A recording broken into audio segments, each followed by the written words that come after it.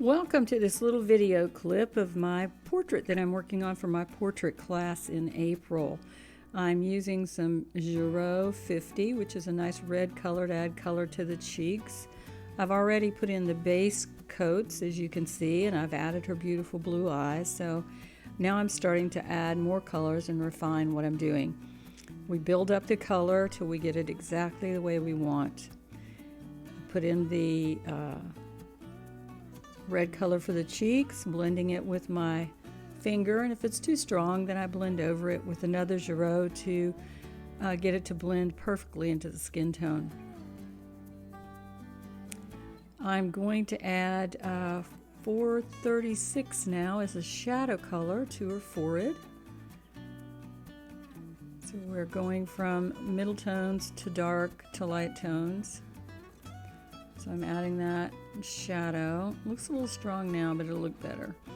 So I'm going to add some under her eyes, and around her nose. I love using Girauds. They're buttery soft. I always use them in my portraits. Make for beautiful, beautiful portraits. So I'm putting a little bit on her nose. I do have a couple of seats left in class. If someone's interested, let me know. It's almost full.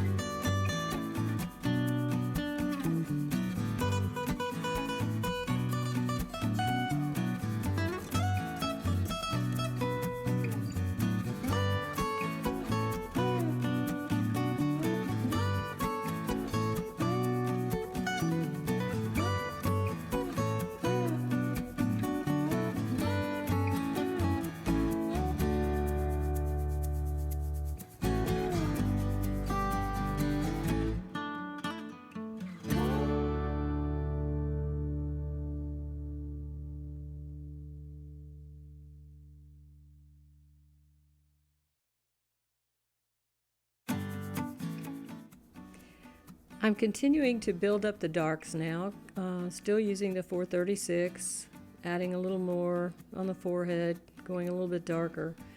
It's always better to go darker slowly. You don't want to add too much color because it's really hard to get it off and get it like you want it.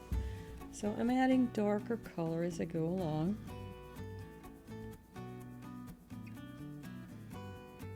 Getting up under that hairline. I think some people forget that hair casts a shadow on the forehead, so you don't want to miss putting that in. And now I'm adding some purple, a light lavender color in the shadows where it's cooler.